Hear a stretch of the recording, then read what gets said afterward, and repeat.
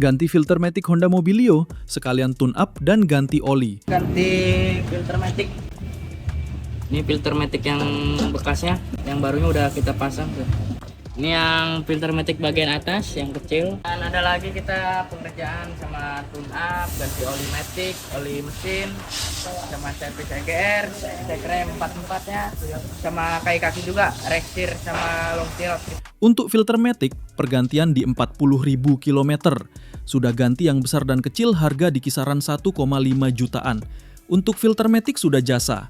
Kalau kalian mau tarikan lebih enak seperti kondisi awal, tune up, setting klep, dan ganti filter maticnya. Kalau ingin perawatan mobil, datang saja ke garasi Honda Tangerang.